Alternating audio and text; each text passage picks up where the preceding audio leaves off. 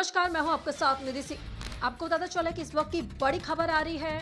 नाबालिग साली से दुष्कर्म के इस मामले में जीजाऊ ने कोर्ट ने 10 साल की कैद की सजा सुनाई है। पीड़िता की बहन ने 7 साल पहले काकादेव थाने में रिपोर्ट दर्ज कराई थी। कानपुर में नाबालिग साली ने दुष्कर्म करने वाले 2 जीजाओं को विशेष न्यायाधीश पॉक्सो एक्ट सुरेंद्र पाल सिंह ने 10 साल कैद और 22 हजार रुपए का जुर्माना की सजा सुनाई है। जुर्माने की कुल रकम 40,000 रुपए की पीड़िता को मिलेगी। वहीं सबूतों के अभाव के कोर्ट ने आरोपी दोनों सौतेली बहनों को बरी कर दिया है। विजयनगर निवासी महिला ने 5 मार्च के 2017 में मुकदमा काकादेव थाने में रिपोर्ट दर्ज कराई। आरोपी लगाया कि इस 14 वर्ष की सगी बहन फर्रुखाबाद के बीबीगंज निवासी सर्वेश कुमार यादव 6 नवंबर को 2016 में घुमाने गया था और नशीली चाय पिलाकर दिनों तक दुष्कर्म किया और सर्वेश की पत्नी उसकी सौतेली बहन थी और काम में शामिल रही। वही किशोर की तबीयत बिगड़ने पर सर्वेश लेकर कल्याणपुरी निवासी दूसरे जीजा मोहित यादव के घर पहुंचा। यहां शराब के नशे में दोनों किशोरी के साथ दुष्कर्म किया। तबीयत ज्यादा बिगड़ने से सर्वेश और मोहित की पत्नी किशोरी ने को लालकर 8 फरवरी 2017 को विजयनगर स्थित घर छोड़ दिया। वीडियो क्लिप बनाकर उसे धमकाया और जान माल की धमकी दी और उर्सला में 5 चले जांच कराने पे किशोरी की गर्भवती होने के बाद सामने आई तो किशोरी की सगी बहन ने दोनों सौतेली बहनों ने उनके पत्नियों के खिलाफ काकादेव थाने में रिपोर्ट दर्ज कर दी। आगे देखिए।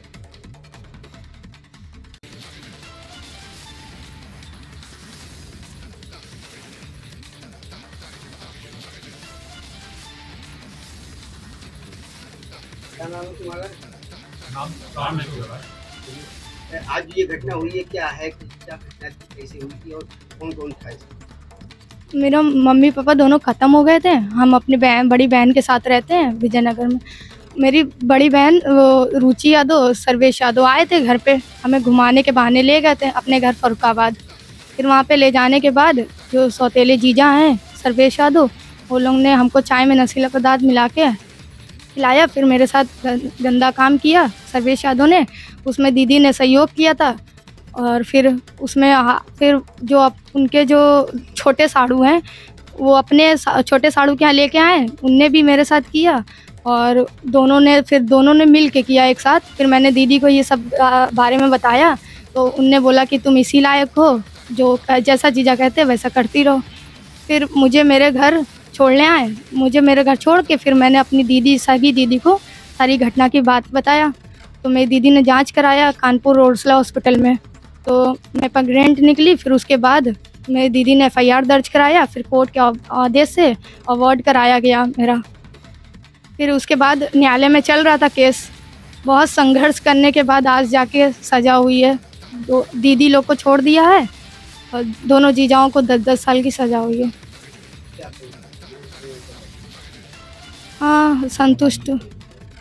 हम उम्मीद करते थे कि और ज़्यादा सज़ा होनी चाहिए थी।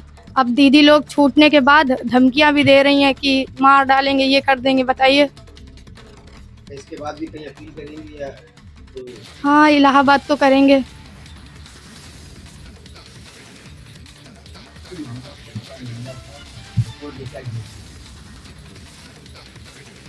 एक 2016-17 की घटना थी। एक नाबालिग लड़की को उसका सौतेला बहनोई और बहन अपने साथ ले जाते हैं फर्रुखाबाद घुमाने के बहाने। उसके साथ वहाँ पर ले जाकर गलत काम करते हैं। फिर वो ले जाता है अपने साड़ू के यहाँ यानी दूसरे सौतेले बहनोई के पास। वहाँ उसके साथ दोनों लोग गलत काम करते हैं। कुछ दिन बाद उसको छोड़ जाते हैं उसके घर। उसकी कुछ तबीयत बिगड़ती है तो वो सलाह ले जाती है उसकी बड़ी बहन, तो पता चलता है वो प्रेगनेंट। FIR दर्ज कराई जाती है, केस चलता है, ट्रायल चलता है। इसी दौरान विवेचना के ही दौरान कोर्ट के ऑर्डर से जो उसकी प्रेगनेंसी थी उसको अबॉर्ट कराया जाता है। जब कोर्ट ऑर्डर करती है, उसका भर्ती होती है, उसका एबॉर्शन होता है। तो उसमें पिछले 5 सालों से ट्रायल चल रहा था। आज ADJ 13 ने उसमें जजमेंट दिया। इसमें जो मुलजिम थे दोनों सौतेले बहनोई थे और दोनों की पत्नियाँ थी, वो सौतेली बहनें। तो 4 लोग मुलजिम थे। कोर्ट ने आज दोनों सौतेले बहनोइयों को 10 साल की सज़ा और 20 हज़ार का जुर्माना का सज़ा किया है और जो उनकी दोनों की पत्नियां थीं उनको एक्विटल कर दिया। एक 340 की एप्लीकेशन दी गई थी, उसको भी कोर्ट ने खारिज कर दिया है और 2000 रुपया उसमें जुर्माना किया है। इससे पहले मुलजिमों की ओर से एक ट्रांसफ़र दाखिल की गई थी जिला जज महोदय के यहाँ, उसको जिला जज ने खारिज कर दिया था और 10,000 रुपये का जुर्माना लगाया। तो ये मामला था। किन धाराओं में मुकदमे की थी? एफआईआर हुई थी 376, 506 आईपीसी में और 120 भी आईपीसी में और 3/4 पॉक्सो एक्ट में। चार्जशीट आई इन्हीं धाराओं में। ड्यूरिंग द ट्रायल 376 के साथ साथ 376 डी का चार्ज ऐड किया गया, तो 5/4 पॉक्सो एक्ट का चार्ज ऐड किया गया। तो इनमें ट्रायल चला है, लेकिन कोर्ट को जिस सेक्शंस में लगता है सुटेबल उस सेक्शंस में कोर्ट सजा करती है। ये कोर्ट का जजमेंट है। हालांकि जिन 2 महिलाओं को छोड़ा है, वादनी के सामने भी रास्ता खुला हुआ है उनके उस जजमेंट के खिलाफ वो ऑनरेबल हाई कोर्ट में किन धाराओं में किन धाराओं में सजा हुई? 376 में मिनिमम 10 साल की उन्होंने सज़ा की है और उसके साथ जो 506 है, अभी चूँकि जजमेंट देखने को मिलेगा नहीं, उसमें भी कुछ सज़ा होगी, लेकिन वो सज़ा कॉन्करेंट चलती है, एक साथ चलती है सज़ा। 10 साल की सज़ा आपने मान लीजिए और 20-20 हज़ार जुर्माना।